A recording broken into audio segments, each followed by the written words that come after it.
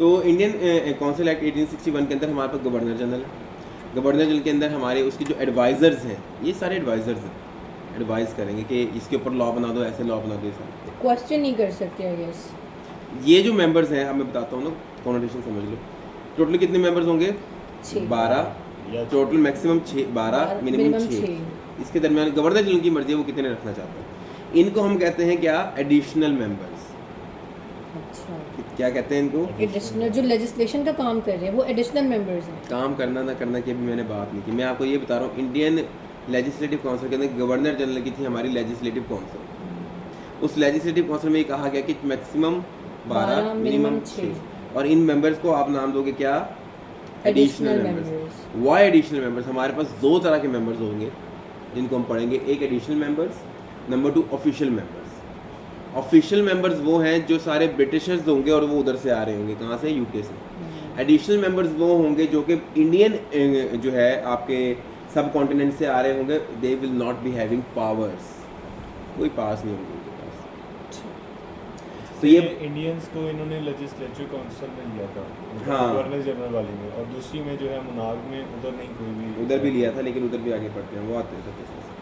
तो अब ये क्या हुआ कि जनाबे वाला इनको जो है नॉमिनेट करेगा गवर्नर जनरल इन 6 या 12 मेंबर्स को। कितने अर्से के लिए? 2 साल के लिए नॉमिनेट करेगा गवर्नर जनरल। मतलब गवर्नर जनरल को जो बंदा अच्छा लगेगा उसको नॉमिनेट कर देगा, और उसको कौन सा बंदा अच्छा लगेगा? जो उसकी बातें मानेगा, चाहे वो प्रिंसली स्टेट का बंदा हो, चाहे वो आम जो है वो ह्यूमन राइट एक्टिविस्ट जो भी हो।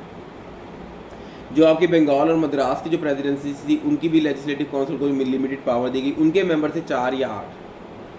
मतलब देखो 3 गवर्नर हैं इस टाइम हमारे पास। एक गवर्नर ऑफ मद्रास, बंगाल और बॉम्बे। जो बंगाल का गवर्नर है उसको गवर्नर जनरल कहते हैं।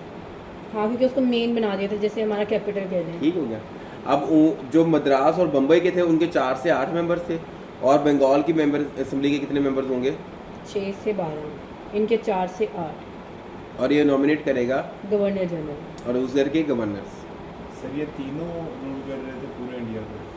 रूल जो था वो गवर्नर जनरल ऑफ बंगाल का था, उसको गवर्नर जनरल कह दिया ना। तो उसके नीचे 2 गवर्नर और काम करते हैं, कि मद्रास का और एक बम्बई का। फिर सारा तो इंडिया भी नहीं आया था ना, तो नहीं, सारा इंडिया भी आया भी नहीं था। मतलब जंगें चल रही थी, पावर यूज़ हो रहा, पावर शो हो रहा था, हम टेकअप कर रहे थे नए नए सूबों को, लेकिन प्रिंसली स्टेट की तरफ हम नहीं जा रहे थे। जो हमारे इंडिपेंडेंट सूबे थे उनको हम कंट्रोल कर रहे थे।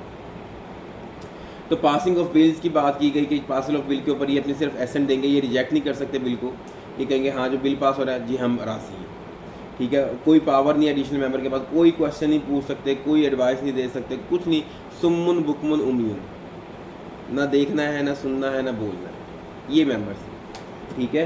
तो यहाँ पे हमारे जो आपका आता है पहला इंडियन काउंसिल एक्ट ऑफ 1861 वो वाइंड अप होता है। अब यहाँ पे हमारे पास आता है इंडियन काउंसिल एक्ट ऑफ 1892। अब मसला क्या हुआ कि with the passage of time हमारे पास 1855 के अंदर हमारी बनी पहली यूनिवर्सिटी इंडिया के अंदर, जो हम कहते हैं बम्बई यूनिवर्सिटी। 1855 के अंदर इंडियंस की जो थी, यानी कि हिंदुओं की जो थी। जब मैं इंडियंस का लफ्ज़ यूज़ करूँ तो उसमें सिख, मुसलमान, हिंदू तीनों शामिल हैं।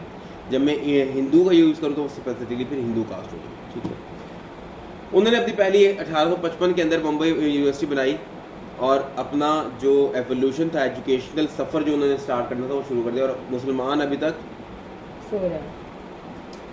उन्हें करना शुरू किया। उन्हें अब क्योंकि पढ़ना शुरू कर दिया, चीज़ों का चीज़ें समझ में आना शुरू हो गई।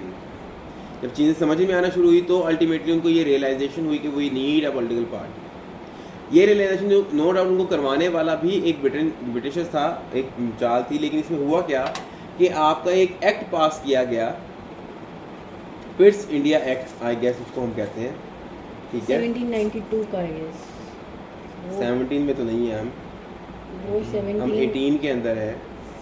हमारे पास एक एक्ट पास होता है, एक सेकंड में भी देख के बता देता हूँ, कोई मसला नहीं है। क्योंकि इस एक्ट के तहत ना उनका बहुत ही बड़ा लेवल के ऊपर सारी स्टार्ट हुई थी राइट्स वगैरह। इल्बर्ट बिल है, इल्बर्ट बिल पास किया गया। इल्बर्ट बिल क्या कहता था जनाबे वाला कि आपके जो जजेस हैं इंडिया के अंदर वो ब्रिटिशर्स भी थे और वो इंडियंस भी थे। Again I am using the word Indians, क्योंकि जज हमारे सर सैयद अहमद खान भी थे। जो इन जजेस हैं उनके पास पहले ये पावर नहीं थी कि वो किसी ब्रिटिशर्स का, कोई बंदा जिसके जो ब्रिटिश सिटीजन है, उसका केस का ट्रायल इधर कर सके। अगर किसी अंग्रेज़ ने कोई जुर्म किया है तो उसका ट्रायल किधर होगा, दोबारा वापस ब्रिटेन के अंदर, उधर जाएगा। लेकिन इल्बर्ट बिल पास हुआ, गवर्नमेंट ने देखा कि इतना खर्चा है, बंदे मूव करते हैं, देखो ना कोई कारोबारी बंदा, उसने वहाँ कोई अगर छोटा मोटा क्राइम कर भी दिया तो उधर ही निपटाओ उसका मामला, क्यों इधर लेकर आना है।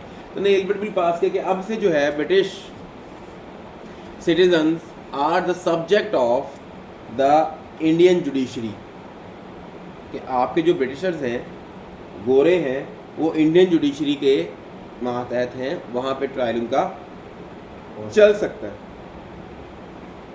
अब यहाँ पे आपके इंडियंस ने भी जो है प्रोटेस्ट करना शुरू किए और आपके ब्रिटिशर्स ने भी प्रोटेस्ट करना शुरू किए। क्यों? इंडियंस को क्या मसला था? उनके लिए तो अच्छी बात है कि ब्रिटिशर्स जब हमारे कोर्ट ऑफ लॉ के अंदर पेश होंगे। Why they protested? उनके केसेस पहले सुन लिए जाते होंगे, उनका प्रोटोकॉल ज़्यादा होता होगा।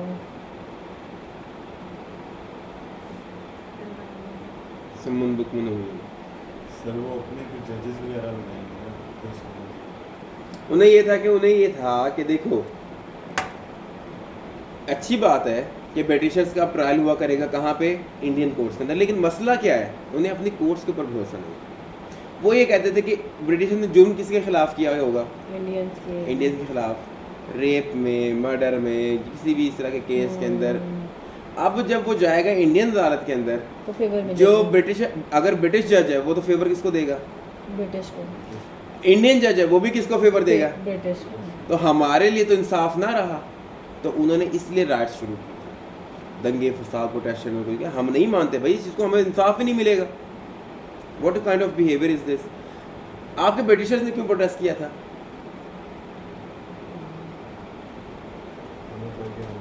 कि मतलब ये हमसे कमतर हैं, अब ये हमारा फैसला करेंगे। एग्जैक्टली उनमें खरूर था कि यार अब हम इनके इंडियन जजेस के आगे, मतलब कि ब्लडी सिविलियंस के आगे, ठीक है, इनकी शक्लें हमारा ट्रायल कर देगी, उन्होंने इसलिए किया था। तो अब ये इल्बर्ट बिल जब पेश हुआ, इसके बाद जो राइट्स थी वो इतनी पीक पर चली गई कि इंडियन एम्पायर, ब्रिटिश एम्पायर को खतरा लगे कि शायद 1857 में जो हालात थे ना हमारे, उससे भी ज़्यादा ख़राब हालात हमारे हो जाए। तो उन्होंने जो है फिर कहा कि भाईजान कोई मिडल रास्ता निकालो। प्रोटेस्ट कब हो रहे हैं इनको कुछ पता नहीं होता, आए दिन प्रोटेस्ट हो रहे हैं, क्योंकि जाहिर सी बात है उनकी अपनी सारी डिस्कशन होती है कि हम कल यहाँ पे दंगा फसाद करेंगे, कल यहाँ पे अनारकी करेंगे, कल यहाँ वायलेंस करेंगे, कल ये करेंगे, कल वो करेंगे। तो यहाँ पे छोटी छोटी जो पॉलिटिकल पार्टीज़ थी वो थी, मतलब जो बम्बई एसोसिएशन और मद्रास नेटिव एसोसिएशन के नाम से और ब्रिटिश इंडियन एसोसिएशन के नाम से, दो तीन छोटी छोटी पॉलिटिकल पार्टीज़ थी, लेकिन ये बहुत छोटे लेवल पे काम करी। अब यहाँ पे आते हैं एक बंदा जिसका नाम है एलन ऑक्टेवियन ह्यूम। क्या नाम है? ए.ओ.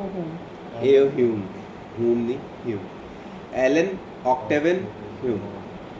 पूरा नाम इसलिए बता रहा हूँ, बाज़ वक़्त एमसीक्यू दे देता है कि ए.ओ. ह्यूम की फुल फॉर्म क्या है, फिर एलन भी आ रहा होता है, फिर वहाँ पे फिर एलिसा भी आ रही होती है, वहाँ पे फिर आप लोग समझ करके आते हो। तो एलन ऑक्टेवियन ह्यूम एक बंदा था जो कि ब्यूरोक्रेट था। उसने कहा यार हमारे लिए सबसे बड़ा मसला क्यों हो रहा है इन राइट्स को, इन अनार्की को, इन वायलेंस को, सब प्रोटेस्ट को टेक केयर करने में, क्योंकि हमें पता ही नहीं है हो कहाँ रहे हैं, कब होने हैं। पता लगता है कि यहाँ पे राइट हो रहा है, कम्युनिकेशन हम फिर फौज भेजते हैं या पुलिस भेजते हैं, जब तक वो मामला हाथ से निकल चुका होता है। तो उसने कहा यार इनकी एक पॉलिटिकल पार्टी बनाते हैं, मैं इनके साथ अपने आप को एसोसिएट करता हूँ, इनकी एक पॉलिटिकल पार्टी बनाते हैं, ताकि इनके प्लान्स तो हमें पता लगे ना। मैं फिर तुम्हें बताता रहूँगा कि क्या कर रहे हैं, क्या सोच रहे हैं, मतलब इनकी सोच को फॉर्मुलेट करने वाले भी हम हो और इनकी सोच को जो है पहले से परख कर तब्दील करने वाले भी हम, ठीक है। तो यहाँ पर एलन ऑक्टेवियन ह्यूम ने जो है वाइसराय से बात की। वाइसराय किसके अंडर होता है? वॉइस ऑफ क्राउन के। क्राउन वाइसराय ने क्राउन से बात की। क्राउन ने कहा वेरी गुड आइडिया, इससे अच्छा तो कुछ हो ही नहीं सकता, बनाओ, मैं आऊँगा इनॉग्रेशन के ऊपर। उनकी पॉलिटिकल पार्टी के लिए? हाँ जी, क्राउन ने बकायदा हिज वजह ने उन्हें क्या फ़ायदा उनकी पॉलिटिकल पार्टी से? देखो वहाँ पर जो क्राउन था ना, अब क्राउन को इंडियंस के लिए बना दिया गया खुदा, क्वीन, हिज मैजेस्टी, मतलब ऐसे कहते हैं कि क्राउन के सामने तुमने आंखें उठाकर अगर हमारे किंग को देख लिया तो तुमने गुस्ताखी की है।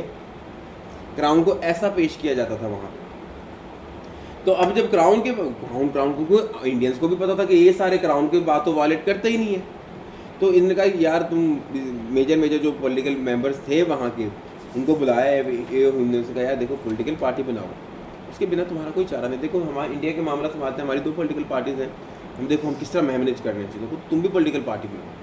तो यहाँ पे उन्होंने बताया इंडियन नेशनल कांग्रेस। डेट क्या है असल में? 1885। हाँ ये है, मैं डेट पूछ रहा हूँ। अब एक सफ़ा निकालो, उसके ऊपर ये सारी डेट्स लिखते जाओ। 28 दिसंबर 1885 को इंडियन नेशनल कांग्रेस जो है उसकी इंसेप्शन हुई। 28 दिसंबर 28 दिसंबर 1850। सर ये जो है एल्बर्ट बिल, ये कब पेश किया गया? एल्बर्ट बिल पेश किया था 1883 को या 1882 को, ठीक है 1883 को, 1883 को एल्बर्ट बिल की ILBERT एल्बर्ट बिल,